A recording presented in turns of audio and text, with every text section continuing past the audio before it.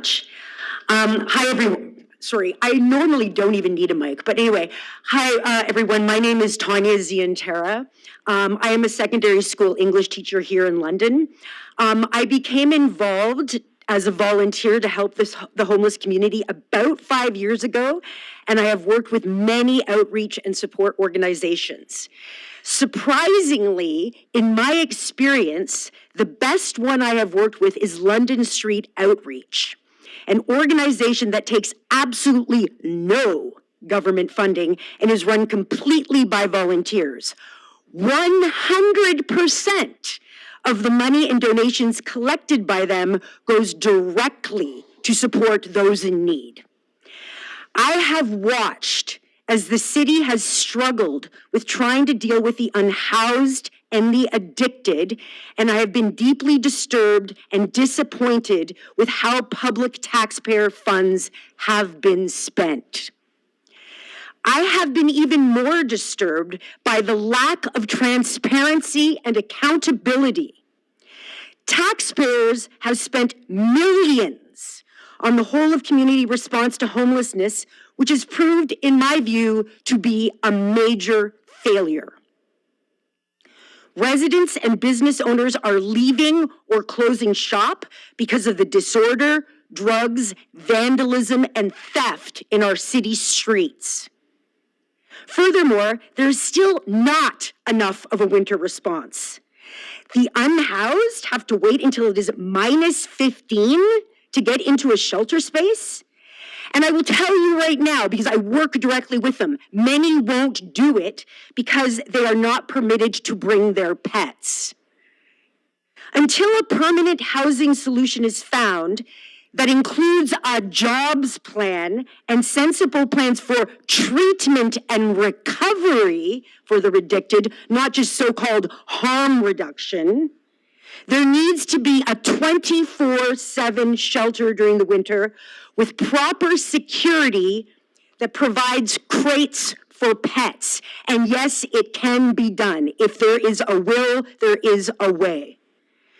In 2024, $600,000 was donated for a 2-year research and evaluation of health and homelessness whole of community system response. On September 29th, 2025, the first annual report was presented, missing many of the metrics that were approved in the template. Unfortunately, this is not the only example of a lack of transparency.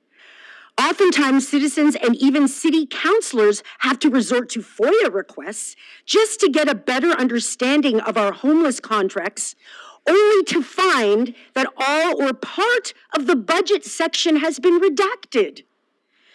This is taxpayers' money, my money. And we have a right to know where it's going, who it's going to, and what is being achieved. Absurdly, $7 million of surplus property taxes have been put towards 60 micro-shelters, which will only last 16 months, costing us approximately $500,000 a month.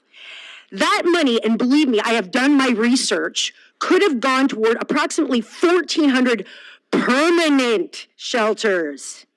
Citizens are questioning where this nonsensical budget advice is coming from. And there is also no evidence that these temporary micro-shelters are even being constructed yet or will be ready for next year. Many of the problems in the community could have been either solved or mitigated if it had not been for the city's determination to continue to fund programs and policies that worsen the situation. For instance, even though your salaries are a nominal amount of the overall budget, voting yourselves a 40% increase in pay starting next year is grossly insulting to your constituents and causes constituents to question whether you are aware of the suffering that exists in London. I'm sure you are aware that many young and old people can't afford rent, like my son, like my mother-in-law, and that many young people can't even find the most entry-level job, like my son and many of my students.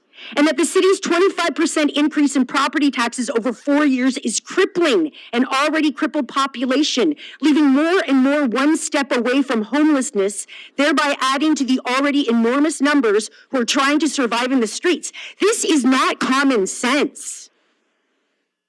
Under these terrible circumstances, I hope you can understand the need to A, forego council's 25%, 5 seconds. sorry, 40% salary increase. B, keep property taxes at 0% because you can do it. Oh, there's so much to say. Be more transparent about budgets. No information should be redacted. And also, think about how you spend your money. What is this waste of $185 million for bus rapid transit? $30 million over budget on the Adelaide Street overpass. These ridiculous bus shelters, are they supposed to serve? 5 minutes. 5 minutes. Yes, my name is Adrian Keat. I'm wondering, you guys called a climate emergency, and I'm wondering, what did London go through that we called that emergency? Because we're taxing, we're taxing carbon, and we're going to change the world. Now, we're talking about, like, we could be hit by a meteor. We could have a volcano erupt and totally change our lives. We could have a tsunami. But how are people living today? That could happen. The whole world could flip around and our magnetic pole change. We get a solar flare. But how are we treating people now? Where are we focused on? Are we focused on these? Are we more focused on the planet or the people? Because these things could happen. We could have, but they haven't. There's no emergency that London has gone through that we should proclaim an emergency. If anybody could give me that event, I'd love to hear of it. With putting policy and these agendas, you are hurting the people that you're supposed to be protecting. I wonder if we took the carbon tax out of every building that we support as a city and said, you don't pay any carbon tax. I wonder if we'd have extra money at the end of the day, at the end, just like we got money back for the gas. So gas wasn't as expensive, so now we got to pay back. So how about we just make gas and energy cheap so we can warm ourselves? So we can afford to be in a house that is warmed. You tell the homeless to go to a park, give them a porta potty at the beginning of the year in the spring, and by the end of the fall, you take the porta potty away and clear the whole thing out. We need a place, maybe outside the city, on a farm, where you start off with a tent, you have your area, then you get a shelter, maybe then a trailer, and then we could work on building the community to build a house for each person. But the thing is that we can't have that many people on the property. The house has to be this big, and this has got to be there. So, you said that the homeless can't have shelters anymore. So you're relocating them to tents. Tents are not made to be out in the winter. Not this last drop of snow, but the first drop of snow we had 11 tents collapse because of an old policy that was made in 1975 about shelters. Things have changed. These people need to be protected, and they do not need to be constantly moved and harassed. We are basically perpetuating, we just keep on moving them. We don't give them a solution. We say that we have shelters for you. But every single person I talk to that goes to these shelters, you're surrounded by drugs. I had somebody that was on ODSP that was in the shelter by them, because they're in a wheelchair. They're having a bad day, and somebody said, "Hey, look it. Can we have, do you want some drugs?" And that day she did want to, but she ended up having a friend. They talked her out of it. I don't know. Help. Sure, yeah, thank you. So I'm Sean Kanchi, and hi to all the councillors and the mayor. Well, I wasn't prepared, but then I had to talk about this topic, which, directly or indirectly touches upon every single life in the city. And then most of the problems, are a direct result of this issue, including homelessness or drug addiction and everything. It's basically unemployment. Right, I know it's a big topic. It's not just a London problem; it's a Canada problem, even a worldwide problem. But then, when you ask, say, anybody who's a boomer, they would say, like, hey, if I lose a job in this store and if I walk across the lane, I would be able to find a job. That's what they used to say, right? But now it's come to a very, horrifying levels in which all these Uber drivers, if you lose a job, you are not able to find a next replacement job. You end up if you have a car, that's probably a blessing. If you don't have a car, then you end up on the streets. You're a lot of my people I know, they had a good job, 60,000, 70,000 paying jobs, and then they just lost it because of whatever reasons.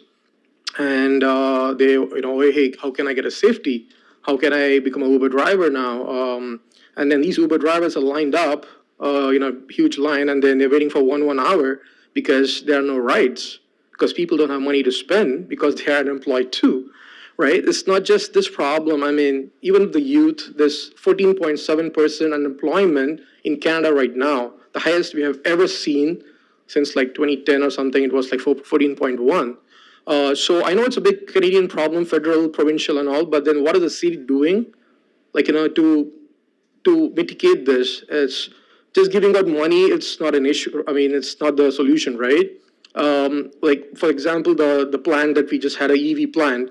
Well, you give so much money to all these big companies just in the hope of generating some employment, but it doesn't result. You're spending billions, hoping that you will get them hiring 1,000 people or 2,000 people, but then the London is growing so fast, it's not keeping up with the pace, right? So what is the city doing? Affordability and everything is all direct result of unemployment right now. People are losing jobs. When a neighbor loses a job, it's probably, slow down. When you lose your own job, that's a recession. We are in the almost second quarter of getting the GDP going down, and then we are seeing recession right now. But what is the city we are going to do? We lost Magna, we lost the cricket plant. What else? Ingersoll is also we had London is going there. We are losing all these big companies. I know city cannot do much in this regard, but then how are you going to tackle this problem, which is a direct result? People sitting at home jobless, what are they going to do? They're going to do drugs, or they're going to watch all this. It's just snowballing right now, right? So please address this issue. It's a very important issue. Well, I hope before it's too late. I have never been unemployed, but then it feels like you can ever. Councillors, I know a lot of you people also, when you don't get re-elected, then you're also looking at unemployment. What are you going to do about your own future? Think about it. So please do concrete actions, right? Just raising up businesses, giving money to businesses, it's not going to result in employment. They are going to use this money and then show them as profits. Are they going to recruit more people? All this employment services, they are the worst. You might think that all the skill, whatever they do, all they really do is, if you're a newcomer, all they take is your whatever the social numbers, or social insurance number. It's all to show you people that we have so many people coming to us availing the services. It doesn't really result in skill development at all. Well, this is from experience I've seen in the city. If you are ever called, nothing against the employment services. It's not employment agency, it's a services. they're teaching you how to write a resume and, make up your LinkedIn profile. You can go to 20 seconds. a college student and they can help you with it. Why are we spending so much money on this employment skill services? Are we asking them how many employment jobs have you resulted and how many people have got the jobs really? Not resumes, actual jobs, please. Thank you.